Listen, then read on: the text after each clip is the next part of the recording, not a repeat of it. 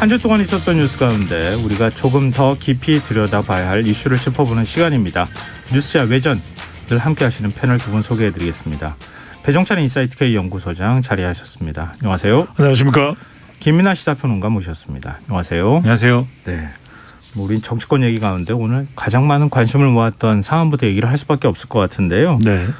국민의힘 윤석열 후보 배우자 김건희 씨 7시간 통화 녹취 파일이 큰 쟁점이 됐습니다. MBC를 상대로 국민의힘이 가처분 신청까지 지금 내섰는데 일단 법원의 판단이 어떻게 나왔는지 김민하 평론가께서 요약해서 좀 정리를 해 주시죠.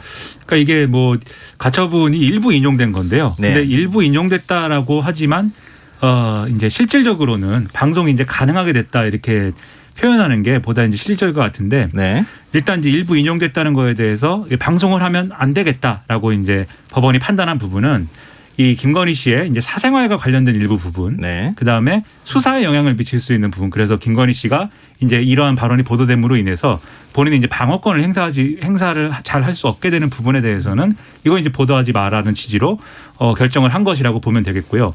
나머지 대목에 대해서는 이제 MBC가 보도를 할 수 있게 됐다라고 볼 수 있기 때문에 네. 일요일에 아마도 이제 보도가 된다는 걸 봐서 그 내용을 실제 내용이 뭐였는지를 확인하게 될 것 같습니다. 네. 사실 저는 좀 깜짝 놀랐어요. 지난번에 그 통화 녹취 파일 이거 공개할 때 어떤 게 쟁점이 될 것이냐 이렇게 우리가 같이 얘기한 적이 있었잖아요. 그때 김민하 평론가가 얘기하신 게 딱 맞게. 그런가요? 예, 법원에서 판단도 그대로 그렇게 내렸던 것 같아요. 법원에서 이걸 들은 겁니다. 김성환의 시사야를. 아, 그래요? 애청자인 네. 것이죠, 판사가. 야, 그 제발 저는 김민하 변호가 선을 안 넘었으면 좋겠어요. 대한민국은 김성환으로 다 설명 핵심을 가능하다. 딱 찔렀잖아요. 네. 예를 들면 공적인 관심 사안에 해당하는 그렇죠. 거. 왜냐하면 뭐 대통령 후보의 어떤 배우자는 공인이라고 보는 게 타당하니까요. 맞습니다. 네. 공적인 관심 사안과 개인적인 사적인 관심 사안을 좀 분리할 필요가 있다.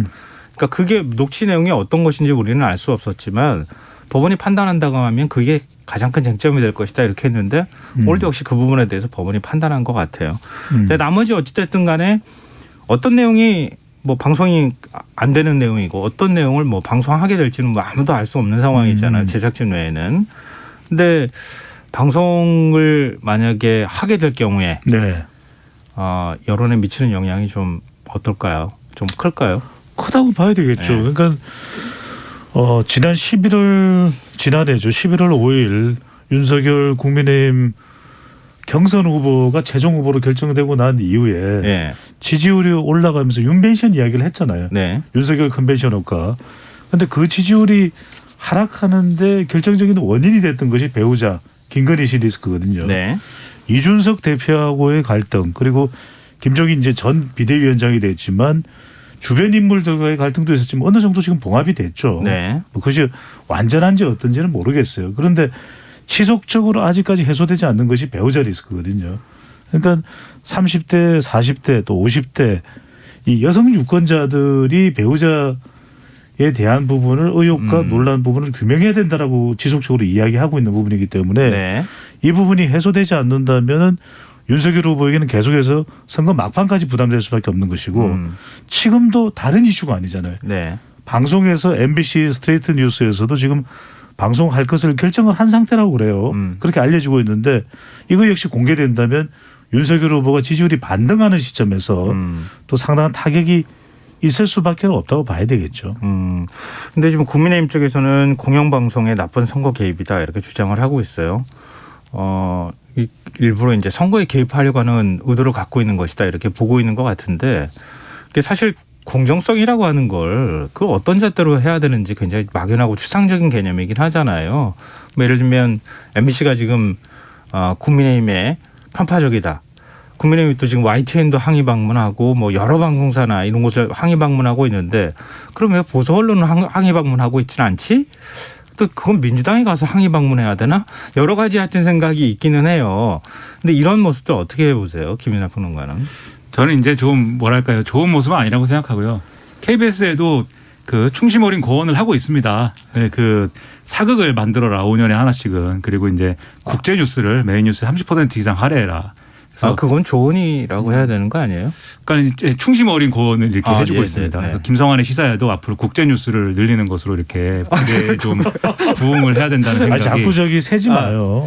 근데 이제 그런 것들이 이제 언론적으로 얘기하면 좋은 제안인데 네. 언론적으로 얘기하면 편성권 침해고 방송법 위반 소지가 있는 거기 때문에 이래라 저래라 하는 것 자체가 이게 그렇죠. 편성권 침해가 된다. 그렇죠. 그게 이제 예를 들면 대통령이 됐을 때 이제 실제로 그걸 이제 그 공약의 형태로 관철시키겠다라든지 이런 것들은 이제 좀 문제의 소지가 있어 보입니다. 이게 지금 언론을 대하는 이제 윤석열 후보와 국민의힘의 태도가 전형적으로 지금 이렇게 일관되게 지금 드러나고 있는 것인데 네. 특히 김건희 씨 녹취록 관련돼서는 처음부터 이제 공작이다 이거잖아요. 네. 그 서울의 소리라는 그런 매체에서 이제 김건희 씨를 소위 말하는 낚아가지고 네. 낚시를 하듯이 낚아가지고 그래가지고 속여가지고 이것을 이제 여러 가지 얘기를 하게 만들어서 그걸 녹취를 한 다음에 그 친여 방송국인 MBC에다 갖다 줘서 방송을 하게 만든 다음에 선거 개입을 하는 거다 이 얘기잖아요 지금. 네.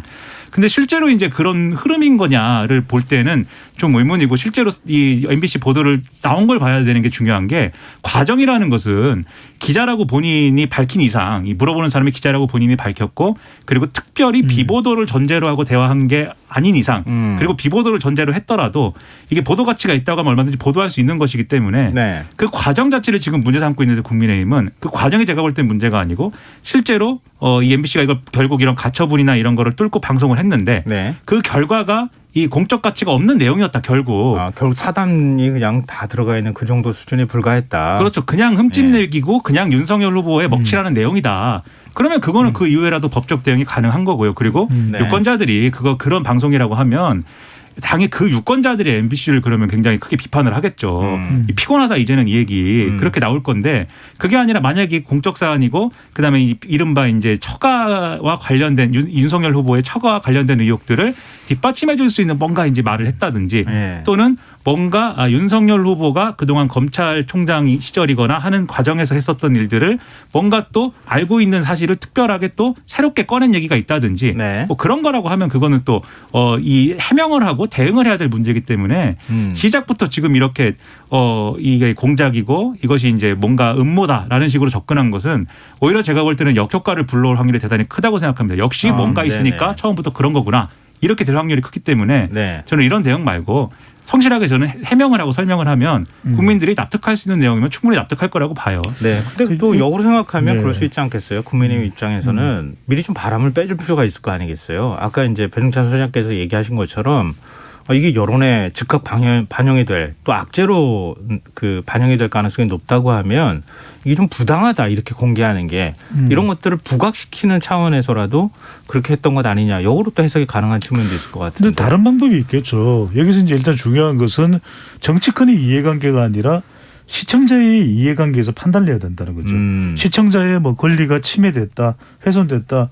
그렇다면 그것을 감당해야 되는 국회의원과 정치권은 행동에 나서야 될 필요가 있겠죠. 네. 그런데 대선 국면에서 법원이 뭐라고 했냐면 유력 후보의 배우자는 공인이라고 그랬거든요. 네. 공인이고 당사자 간의 대화 통화 내용의 공개이기 때문에 그건 불법이 아니라고 이야기를 했습니다. 더군다나 수사와 관련되거나 또는 사생활과 관련된 부분들은 방송을 못하도록 부분 인용을 했지 않습니까? 네네. 그럼 거기에 부합된 행동을 하는 것이 맞는 거죠. 만약에 방송과 관련된 내용이 보도가 되고 난 이후에 잘못되다 또는 그것이 실제로 상당하게 이 시청자의 이 이익을 침해할 또는 개인의 이익을 침해할 그런 가능성이 있다면 가처분 신청을 하게 되죠. 네. 그럴 때도 방법이 있습니다. 뭐 언론 중재위를 통한 방법도 있고 또 세 가지를 나누어서 보면 제도적으로 법과 원칙에 대해서 대응을 하는 방법도 있고 또 하나는 이 정치적인 이해관계 안에 균형적으로 어떤 보도가 맞는 것이냐에 대한 주장도 할 수 있는 것이고 네. 또 하나는 시민단체나 이런 데를 통해서 사회적인 또 제안도 할 수 있고 주장도 할 수 있는 거 아니겠습니까? 네. 근데 국회의원이 대선 국면에서 와버리면 이건 사실 정치적으로 이해하는 수밖에 없는 것이거든요. 압박감을 느낄 수밖에 그렇죠. 없죠. 훨씬 다른 그렇죠. 행동이 있는 거죠. 예. 뭐 YTN에 간다. 왜 좀 이재명 후보에게 유리하게 방송해. 이렇게 단정을 짓는 식으로 대응을 해버리면 이건 상당히 국민들뿐만 아니라 미디어도 부담이 될 수밖에 없는 것이죠. 네. 근데 이게 이제 대응과 관련돼서 좀 덧붙이자면은 이 배우자 리스크, 처가 리스크의 핵심은 뭐냐면 이미 이제 그 김건희 씨와 관련된 의혹, 그다음에 처가와 관련된 의혹을 국민들이 뭐 하나도 모르고 있어서 이렇게 새로운 것이 나타났을 때 충격을 받거나 그런 단계는 제가 볼 때는 아닙니다. 이미 알고 있는 것이고 네네. 뭔가 문제가 있다라고 문제가 있다는 얘기가 있다. 이렇게 이제 유권자들이 생각하는 상황인데 네. 그러면 여기서 중요한 거는 늘 말씀드리지만 윤석열 후보가 그런 리스크가 불거졌을 때 어떻게 대응하느냐가 중요한 거거든요. 근데 이전에 배우자 리스크가 수습이 잘 안 됐던 거는 윤석열 후보가 원래 이제 공정과 상식 이 잣대로 이 정권 교체 여론에 굉장히 불을 많이 붙였는데 네. 김건희 씨 문제에 대해서는 그게 아닌 것 같다. 감싸긴 것 같다. 자기와 가까운 사람한테는 공정하지 않은 거 아니냐. 네. 비상식도 그냥 넘어가는 거 아니냐. 이게 있었기 때문에 지금 리스크가 커진 거거든요.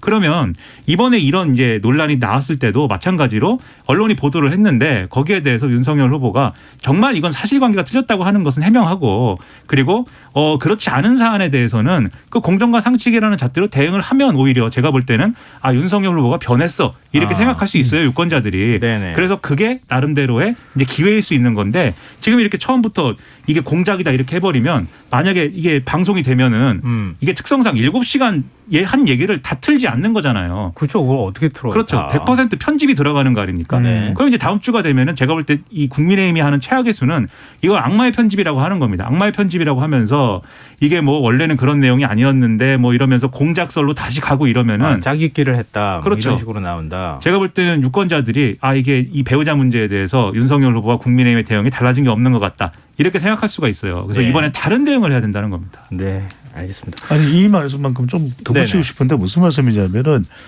우리가 배우자 김건희 씨에 대한 이야기를 계속하는 것이 윤석열 후보를 흠집내거나 공격하기 위함이 아닌 거예요. 예. 궁금한 겁니다. 그래서 여러 가지 의혹과 논란이 되는 부분에 대해서 규명을 해라라고 국민들과 미디어는 계속해서 요구를 하는 것이잖아요. 네네. 알 권리를 위해서. 네. 그래서 지금 대선이 이제 54일 정도 남았습니다. 이제는 2달도 안 남았잖아요. 예. 그런데 왜 배우자는 활동을 안 합니까?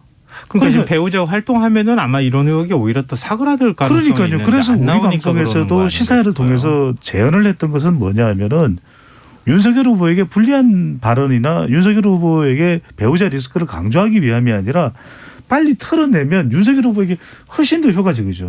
거의 마지막 남아있는 리스크가 이 배우자 리스크이기 때문에 여성 유권자들한테 많은 영향을 미치잖아요. 네. 그렇다면 신속하게는 아니었지만 충분하게 정확하게. 그러니까 나는 이게 궁금한 게 윤석열 후보가 배우자 김건희 씨와 나와서 그동안 수탁에만 20여 가지, 25여 가지 되잖아요. 주요 의혹들이. 예. 해명하면 되잖아요. 이면 인대로 아니면 아닌 대로. 그러면은 굳이 국민들이 스트레이트 뉴스의 내용이 뭔가를 궁금해할 이유도 없는 것이거든요. 네. 각종 내용들을 물어보면 그 부분에 대해서 충분히 이제는 규명을 하면 되는 건데 이것을 그냥 흠집내길 것이다. 몰아가길 것이다. 이렇게 단정할 이유는 없는 거죠. 네, 알겠습니다. 그럼 뭐 저도 좀 관심 있게 볼 수밖에 없을 것 같은데 스트레이트에서 어떻게 지금 이제 탐사 보도를 하는 곳이니까 어떻게 보도를 하는지 일단 보고 난 다음에 판단을 좀 해보죠. 자, 그럼 뭐 어느 정도 이번 건이 여론에 영향을 미칠까 이런 얘기도 해봤지만 일단 지금 여론조사 어떻게 나오고 있는지 김민하 평론가가 좀 요약 정리를 좀 해주시고 지금 여론사 추이가 어떤지를 한번 좀 분석해봤으면 좋겠어요. 지금 뭐 여론조사가 워낙 여러 가지가 지금 결과가 막 상이하게 막 나오고 이래서 네. 좀 혼란스러운 부분이 있는데 일단 한국갤럽 조사를 말씀드리겠습니다. 한국갤럽이 지난 11일부터 13일까지 4일간 전국 만 18세 이상 1,001명을 상대로 조사한 결과 더불어민주당 이재명 후보를 지지한다. 이게 이제 전체 응답자의 37%, 국민의힘 윤석열 후보를 지지하는 응답이 31%, 국민의당 안철수 후보가 17%, 정의당 심상정 후보 3%, 의견을 유보한 응답자가 전체 10%였습니다. 그래서 이전 조사와 비교를 해보면 지난주에 진행이 됐는데 네. 윤석열 후보는 지지율이 이제 5%포인트, 안철수 후보는 2%포인트, 이재명 후보는 1%포인트가 올랐고요. 정의당 심상정 후보는 2%포인트가 떨어졌다. 이런 결과고요. 자세한 내용은 중앙선거 여론조사 심의 홈페이지에 있다고 합니다. 네. 배승찬 소장님께서 이번 네. 여론조사 결과를 좀 분석을 먼저 해주시죠. 저는 이 조사에서 우리가 주목을 해야 될 부분은 많은 분들은 안철수 후보가 17%나 되는 여기 주목하잖아요. 예. 저는 오히려 이재명 후보에 주목을 합니다. 이재명 후보가 1%밖에 오르진 않았어요.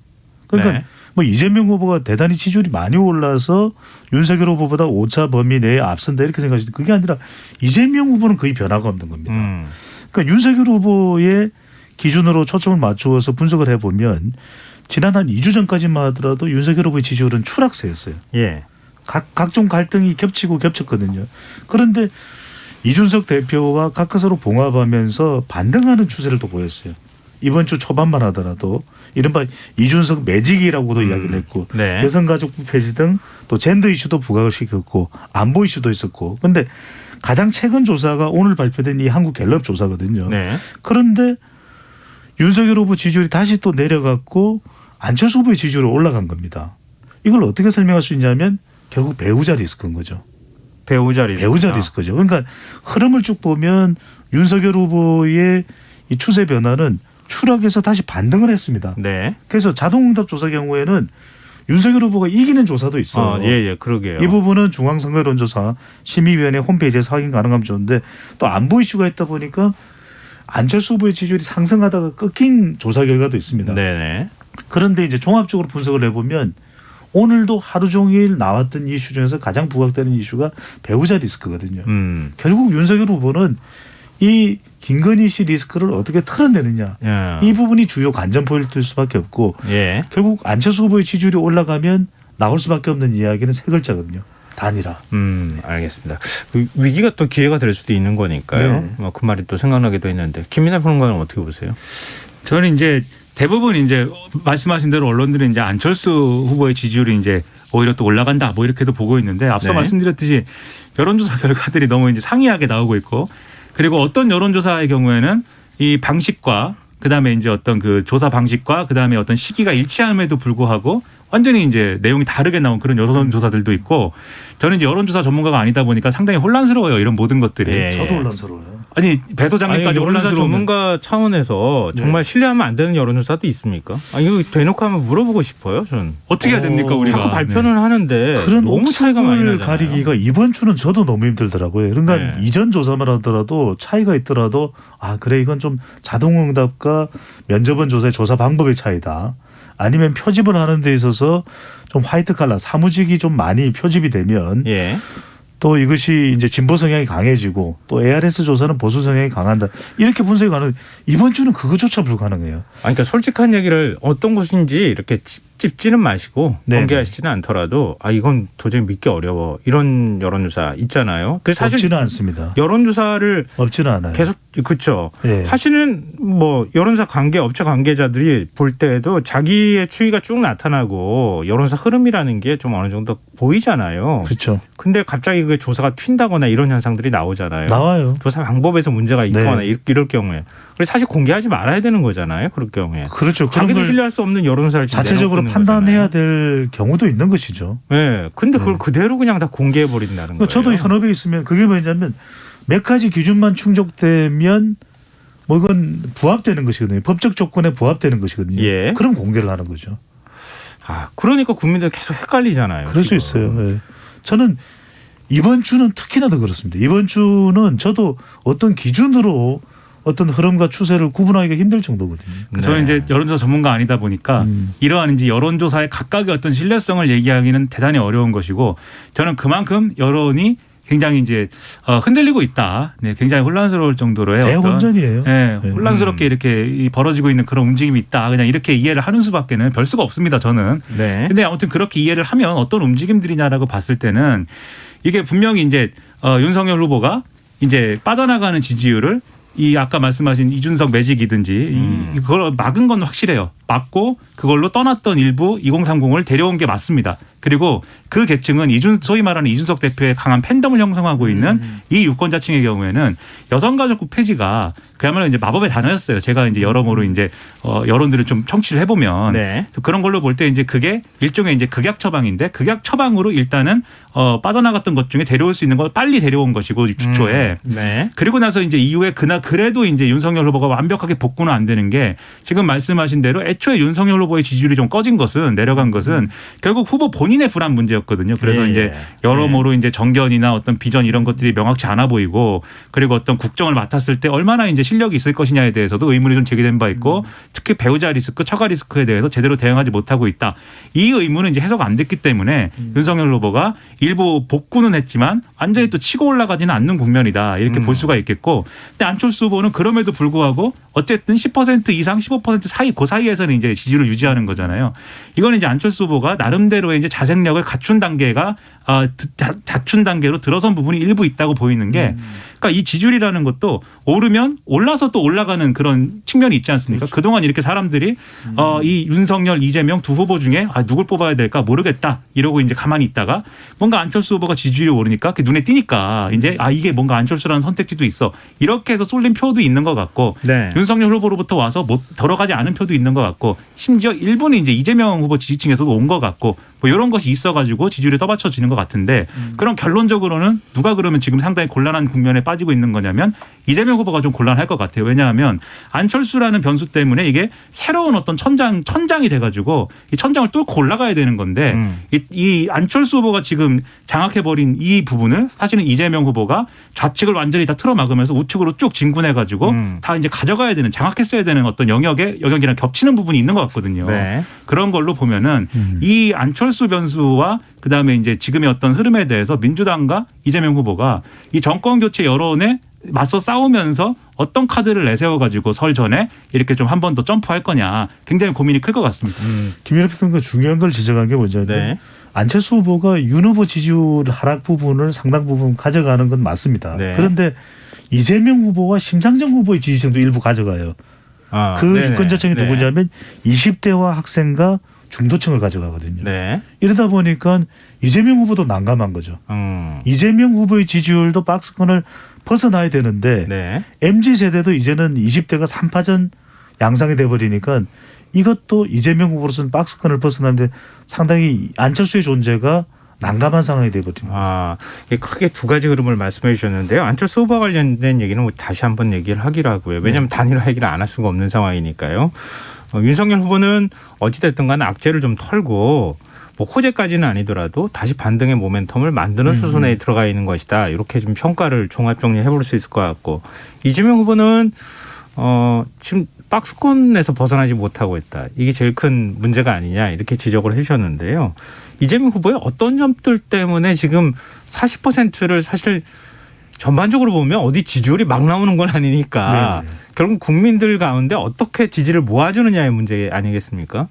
그러니까 이재명 후보가 40%에서 45% 사이까지 가면 이제 이 선거판을 주도하고 있다 이렇게 평가할 수 있을 텐데 아직 거기까지 못 가고 있다는 거예요. 이유가 뭐라고 분석하세요, 두 분은? 가만히 보면 이제 신년 여론조사에서 이재명 후보가 오차 범위 내이든 오차 범위 밖이든 윤석열 후보를 앞서는 추세 조사 결과 발표됐잖아요. 네. 근데 그때 우리가 주목했던 것 중에 하나는 이재명 후보의 지지율은 별 변화가 없는 거예요. 그러니까 윤석열 후보의 지지율 하락으로 이재명 후보가 윤석열 후보보다 앞서는 결과인 거지 이재명 후보의 지지율이 더 큰 폭으로 올라가서 윤석열 후보를 앞서는 건 아니었다라는 것이거든요. 결과적으로는 이재명 후보가 꾸준하게 한 30%대 후반의 지지율은 나오고 있는데 네. 40%의 벽을 못 뚫고 있다.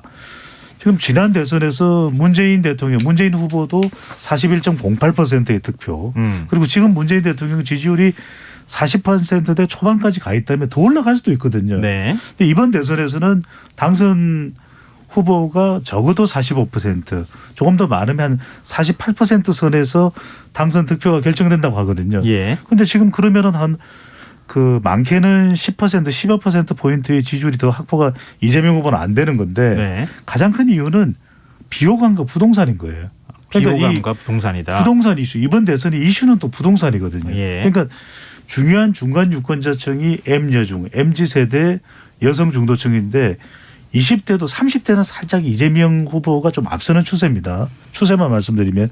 근데 20대는 오히려 윤석열 후보나 안철수 후보가 함께 가져가는 비율이 더 많아요. 그러니까 결국 20대 지지율이 안 들어온다. 이게 이제 안보 이슈도 있고 20대를 신안보 세대라고 이야기하는 거 부동산 이슈도 있고 또 여성 유권자들의 경우에는 이재명 후보에 대한 비호감이 여전히 큰 편입니다. 네네. 여러 가지 여성과 관련된 이슈로 그러다 보니까 지금 또 대장동이나 변호사비 대납 의혹과 관련된 부분도 비호감이 될 수 있는 부분이고. 네. 그러니까 가장 중요한 전체 유권자의 절반을 차지하는 뭐 중도층은 따로 두더라도 이 여성과 20대 이 MZ 세대 중에서 일부분을 보면 이 비호감과 부동산 때문에 견인이 안 되는 거죠. 그 내용에 대해서 조금 더 덧붙이자면 이게 네. 부동산이라는 것도 결국 얼마나 이제 그걸 유능하게 다루느냐의 문제잖아요. 결국은. 그렇죠. 그러니까 이재명 후보가 지금 내세우고 싶은 게 나는 좀 흠이 있는 사람일 수 있다. 그런데 그 단점을 상쇄할 정도로 유능하다. 이거거든요. 네네. 그래서 이번 주에 이제 대형 공약을 많이 얘기를 했잖아요. 네. 굉장히 큰 그림을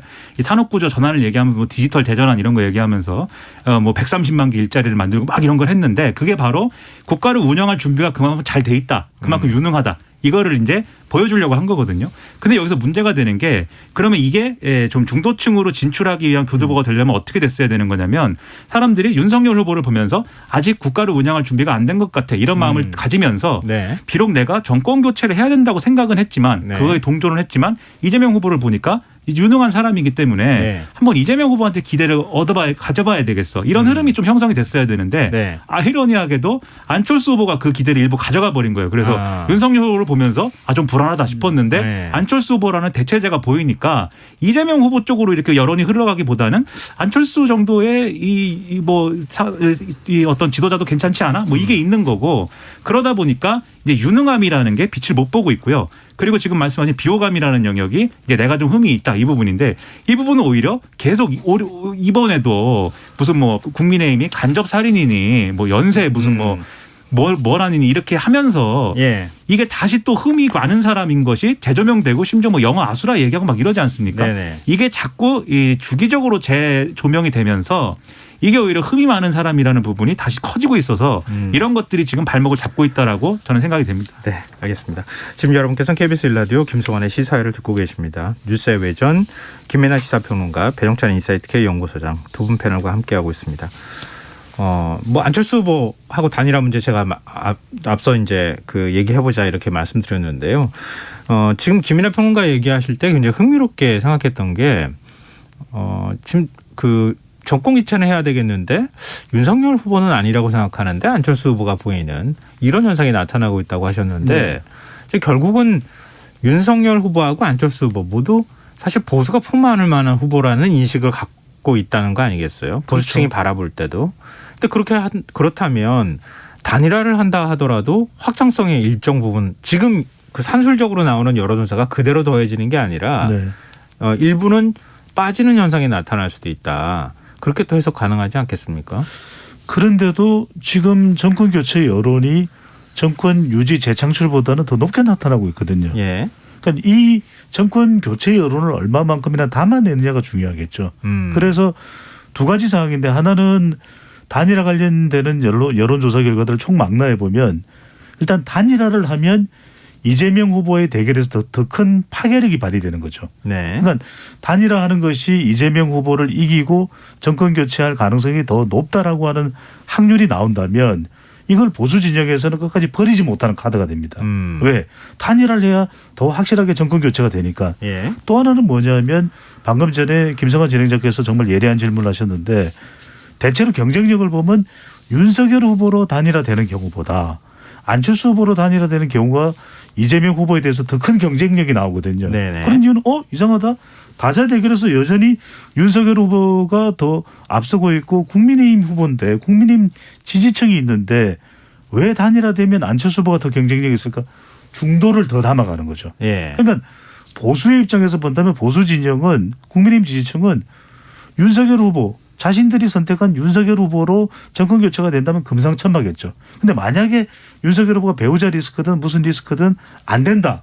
그러면 정 안 된다면 안철수로라도 이게 있는 거죠. 지금 국민의힘 이준석 대표는 이 지금 안철수 후보의 지지율은 본인 실력은 아니다. 실력 때문에 얻는 지지율은 아니다. 이렇게 평가절하를 좀 하고 있는데요. 윤석열 후보가 다시 지지율을 흡수할 수 있다. 이렇게 주장하고 있거든요. 김민하 평론가는 어떻게 보세요?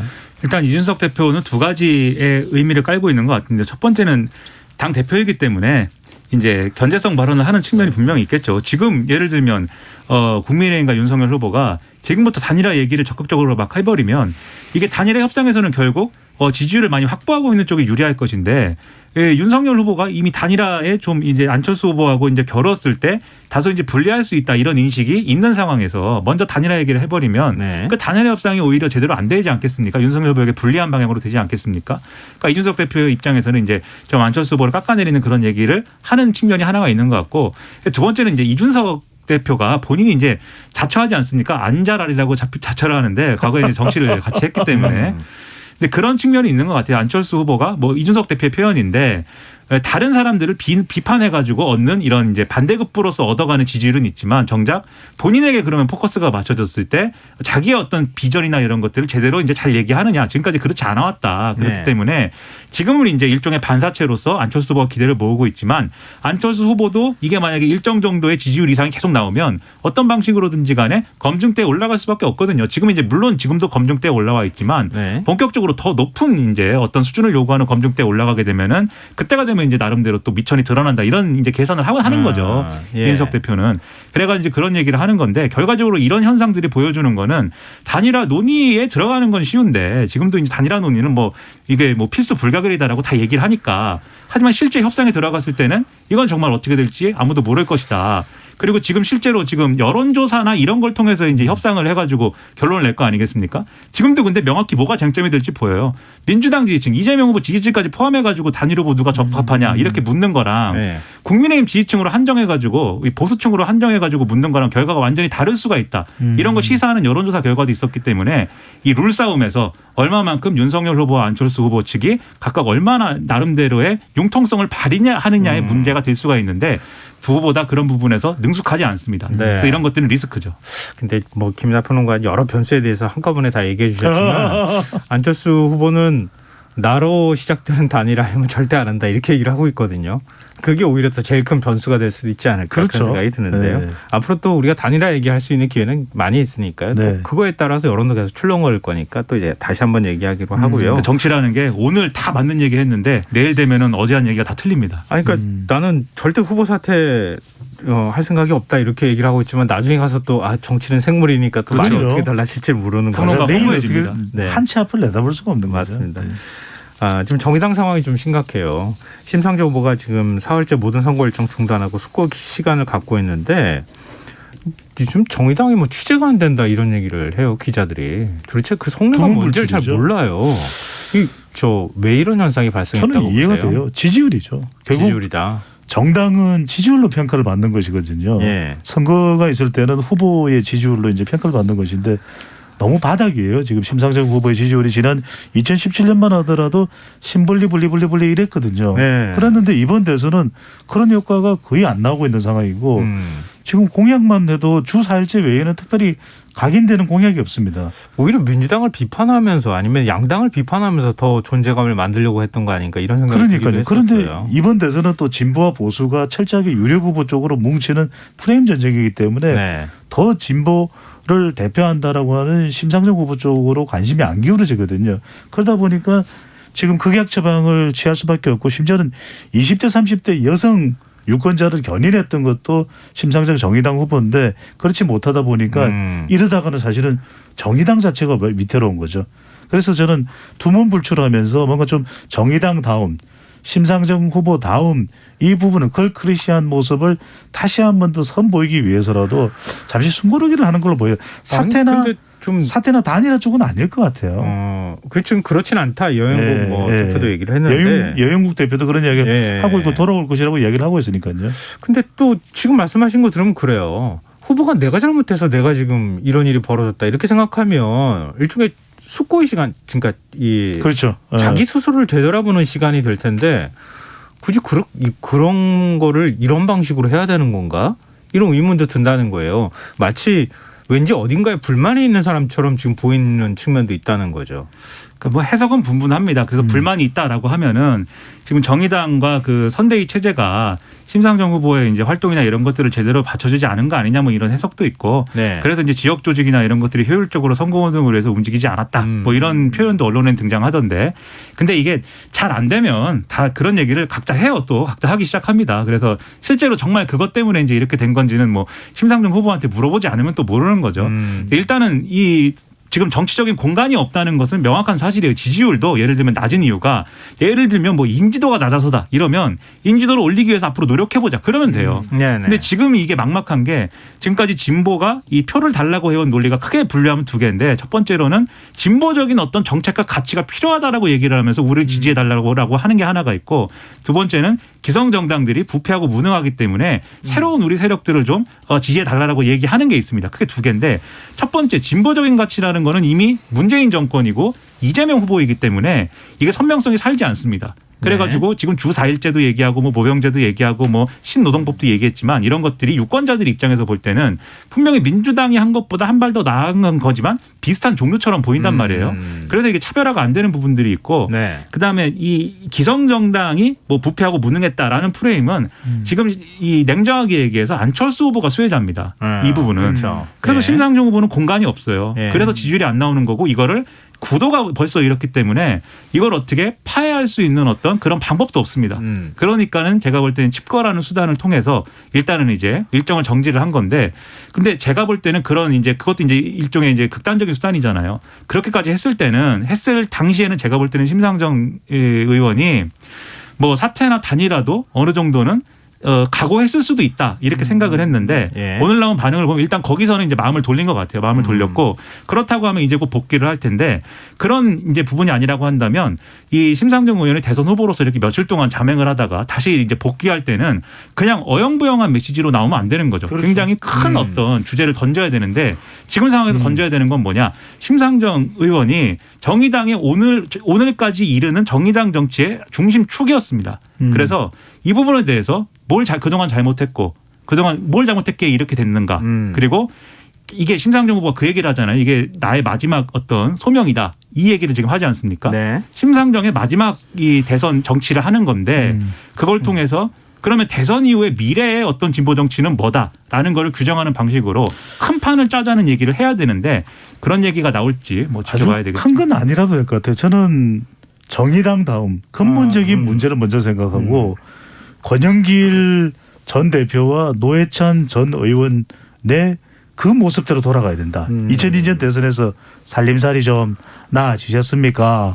그 했던 권영길 당시 2002년 대선 후보의 마음 민주노동당 그게 그 20년 전이네요. 마음으로 벌써 그렇게 됐네요. 심상정 후보가 반성하고 알겠습니다. 돌아가야죠. 네, 이게 심상정의 능력 부족인가 아니면은 정의당의 방향성 설정을 제대로 한 것이 문제인가, 진보 정당은 어디로 가야 할 것인가, 여러 가지 숙제를 던지고 있는 문제라서 참 한 번쯤 다 어쨌든 여러 가지 색깔을 가지고 있는 정당은 필요하잖아요.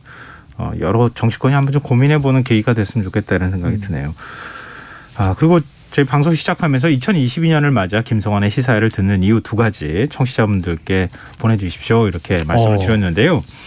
2657님 2022년에도 시사회를 듣는 이유, 첫째 야식 대신에 밤차 뉴스를 들으려고, 둘째 금요일 코너 뉴스야 외전에서 김민하 시사평론가님과 배종찬 연구소장님이 티격태격 아웅다웅 하시는 게 재밌어서요 이렇게 보내주셨고요. 우리 2등한 거예요 지금. 1등을 뺏겼습니다. 사실상 1등이에요. 2111 시사회를 듣는 이유, 첫째 김민하 평론가님을 좋아해서 듣습니다. 배종찬 소장님의 헤어스타일에 푹 빠졌습니다.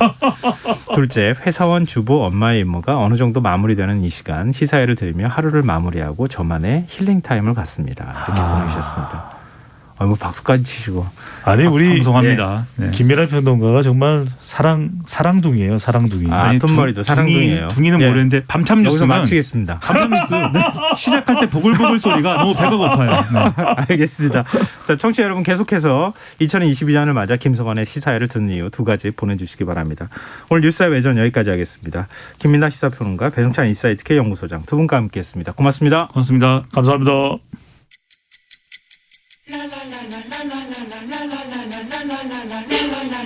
바쁜 당신을 위해 준비된 밤 시사야. 시사평론가 김성환과 함께합니다.